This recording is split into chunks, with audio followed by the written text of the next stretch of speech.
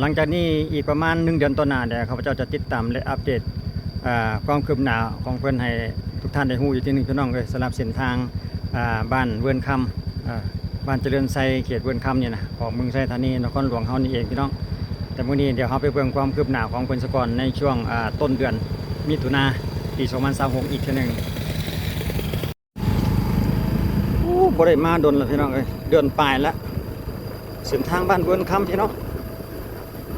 จุดนี้ก็อยู่เขตบ้านหนองโนบ้านหนองโนหรือว่าบ้านเจริญไซนี่แหละเส้นทางสายเดิมมาเบิ่งความคืบหน้าของเพิ่นไปเห็นจุดนี้เพิ่นก็มัดตีแบบแล้วก็มัดเล็กไว้เรียบร้อยสำหรับจุดนี้นี่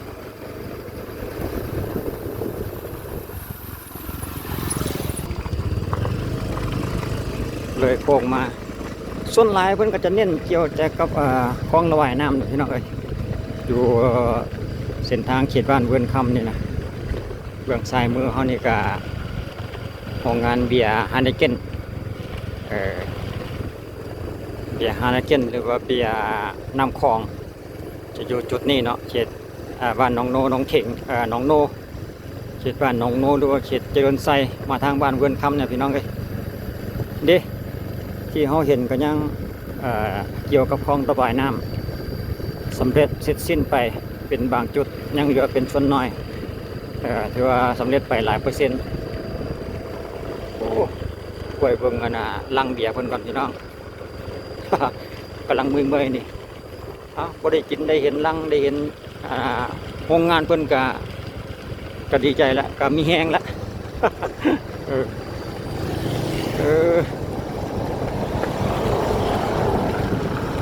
สำหรับจุดนี้ถือว่ากันยังบ่มีความคืบหน้าพอปานใดเนาะเพราะว่าเดือนที่แล้วข้าพเจ้ามาเก็บกำนี่ก็มาเบิ่งนี่กันยังอยู่ในสภาพนี้อยู่เนาะสำหรับจุดด้านหน้าโรงงานเบียร์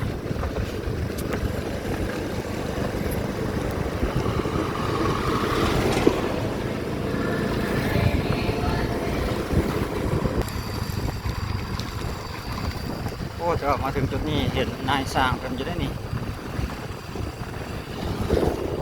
นายสร้างกำลังเข้าแบบกำลังเข้าแบบตีแบบไปน้ำแต่ยังเกี่ยวกับคลองระบายน้ำพี่น้องนายสร้างเพิ่นเด็กทีมงานเพิ่นบรรยากาศตอนแรงกำลังเข้าแบบนั่นเองเนาะตีแบบไว้บางทีอาจจะได้เทมืออื่นพุ่นหรอวะอยู่ก็ยังสำนี้ก็ยังหู้แล้วว่าเพิ่นก็ยังเฮ็ดเวียกอยู่พี่น้องเอ้ยเพิ่นก็ยังดำเนินการไปเรื่อยเป็นบางจุดอยู่หั่นนะจุดใดที่ว่าผู้ใดที่ว่าหับช่วงใดช่วงหนึ่งก็สืบต่อกันไปเรื่อยอยู่นะเกี่ยวกับคลองระบายน้ำ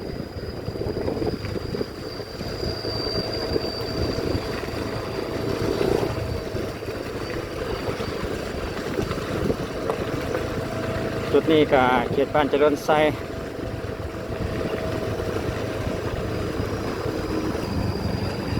ขี้ฝุ่นพี่น้องติดตามและอัปเดตความคืบหน้าของเพิ่นอีกทีหนึ่งก่อนพี่น้องเลยอยู่ในช่วงต้นเดือนมิถุนายนปี2026พี่น้อง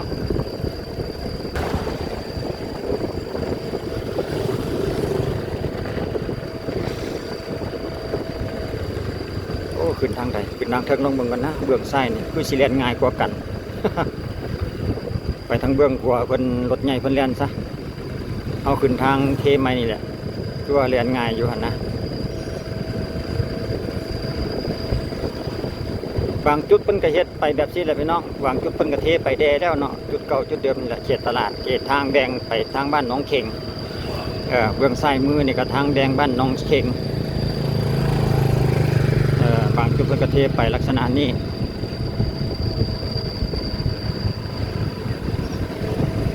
ก็ยังดีพี่น้องยังให้รถได้เรียนอยู่เนาะเรียนได้เรียนหนึ่งเชิบมาถึงจุดนี้เดเลี้ยวซ้ายก็ไปเขตบ้านหนองเข่งเบื้องซ้ายมือเขาหันเนาะตอนนี้เขากำลังแล่นมุ่งหน้าที่จะกลับคืนไปเขตบ้านทางงอน เพราะว่าเอามาจากบ้านแสนดินเชิบนี่มาถึงจุดนี้เป็นกระเทอีกคือกันเทเลนหนึ่งแล้วยังเหลืออีกเลนหนึ่งประมาณนั้นก็ถือว่ายังก็ยังบ่ทันได้คืบหน้าไปหลายสำหรับตามที่ว่าเคย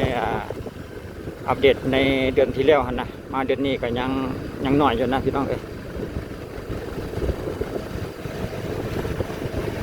ก็มีแต่บางจุดเป็นจุดน้อยๆดอกคือจุดที่กำลังเล่นนี่ก็เพิ่นก็จะเทแล้วเนาะสองฝากข้างเลยแต่ว่าหากเป็นช่วงสั้นๆบ่ได้ช่วงยาว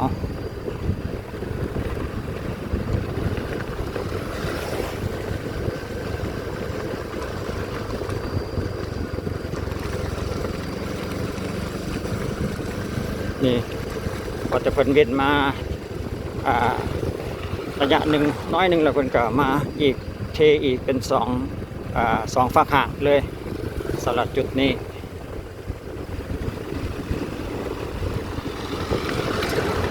ปล่อยให้รถใหญ่แล่นได้นี่ทีมงานก่อสร้างกำลังเก็บเครื่องขึ้นรถทีมงานคนสั่งทางคือกันรถใหญ่ก่อนส่วนเบื้องขวามือนี่ก็เป็นตลาดน้อยอยู่น้องเขตบ้านเจริญไซตลาดริมทางขายผักขายปลาประมาณนั้นเนาะยังมือแรงกับคนหลายอยู่ได้ล่ะผู้มาจับจ่ายซื้อในอยู่ในกิน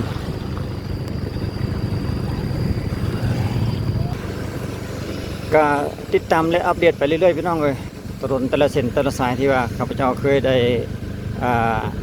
ถ่ายลงไปผ่านมาเนาะที่ลงคลิปไปเส้นทางเส้นใดแต่ที่ว่าผลยังบ่ทันได้สำเร็จข้าพเจ้าก็จะสำรวจติดตามและอัปเดตแล้วก็เราสู่กันฟังประมาณนั้นนะว่าถนนเส้นนี้ไปแล้วหรือยังอันใดได้ประมาณนี้นะพี่น้องเลยฟังเจอว่ามีทุกท่านที่ว่าอยากฮู้เกี่ยวกับเส้นทางจะได้ไปแต่ว่าอยู่ในช่วงระหว่างกันซ่อมแปลงหรือว่ากำลังเร่งรัดพัฒนานี่ก็บางทีมันจะพบความยุ่งยากก็อาจจะบ่อยากไปเส้นนั้นหลีกเลี่ยงไปเส้นไม่ประมาณนั้นหั่นนะก็เลยอัปเดตให้ทุกท่านได้รู้อีกทีหนึ่งแต่ละเส้นแต่ละสายสรุปแล้วทางเขตบ้านเวือนคำเจริญไซมาทางเขตนี้นี่ก็เป็นระยะเป็นช่วงไปถือว่าความคืบหน้ายังบ่ไวปานใด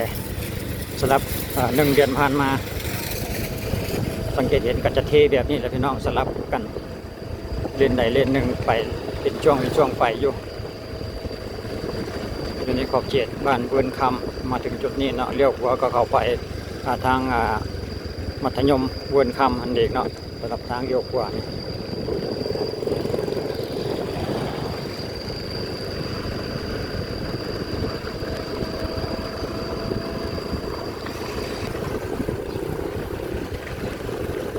ชื่อเลยพี่น้องไอ้บางจุดเพิ่นกระเทเป็น2 เลนแล้วเด้มาสังเกตเห็นเกี่ยวกับคลองระบายน้ำจุดนี้รู้สึกว่าจะสูงกว่าหน้าทางน้อยนึง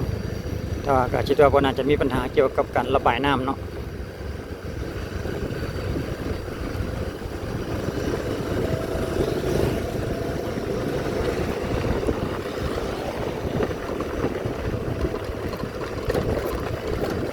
เด้คนก็จะเทสลับกันแบบนี้เลยพี่น้องยังอยู่ในช่วงระหว่างสลับไปสลับมาอยู่เนาะพอถึงขนาดว่าเทเต็มเนี่ยยังมีส่วนน้อยแต่ว่าถ้าว่าท่านใดจะมีธุระหรือว่ามีเวียกมาทางเส้นนี้นี่ก็คิดว่าน่าจะบ่มีปัญหามาได้เพราะว่าสังเกตเบิ่งเส้นทางนี่ถึงว่าเพิ่นจะบ่ทันได้เทไปจุดใดจุดหนึ่งแล้วแต่เพิ่นก็อัดแล้วก็บุมีคุมนะมันเรียบอยู่หันนะเส้นทางเรียบแดนง่ายนึกว่าจะพันได้เทก็ยะแต่ว่าเป็นกาเกียรแล้วเป็นกาอัดแน่นถ้ากับบุมีคุมหลายเนาะจะเป็นรถนักรถเบาก็สามารถเล่นได้นะเล่นได้ง่ายอยู่ต่างแต่ว่าอาจจะมีบางจังหวะต้องได้ขึ้นสลับกันลักษณะนี้เนาะขึ้นสลับกัน จุดที่ว่าเพิ่นเทแบบนี้ฮั่น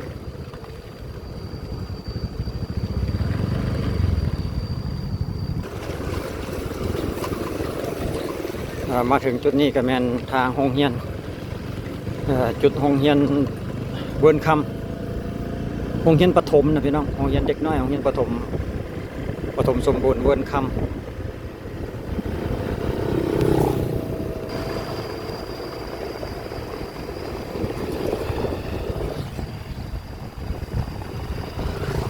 ก่อนที่จะฮอดห้องเรือยเก่าทางด้านหน้าโอ้รถใหญ่กำลังมาเลนนี้เขาจะต้องหลบซ้ายไปเบื้องซ้ายนี่จะดีกว่าเพราะรถจักรนี่มันเลียนง่ายอยู่แล้วรถบรรทุกเพิ่น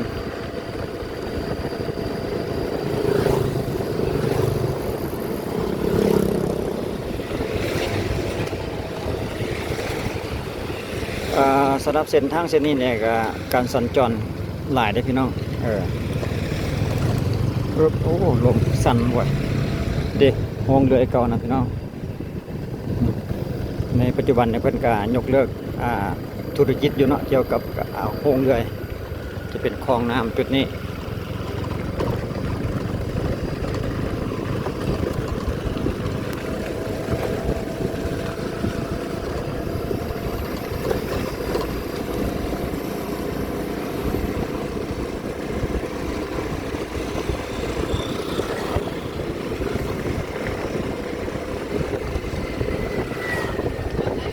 บรรยากาศตอนแรงพี่น้องบ่มีรถน้ำมาหดให้ก็มีแต่ขี้ฝุ่นแบบนี้แหละบางจังหวะก็ต้องได้อัดดังไปนำ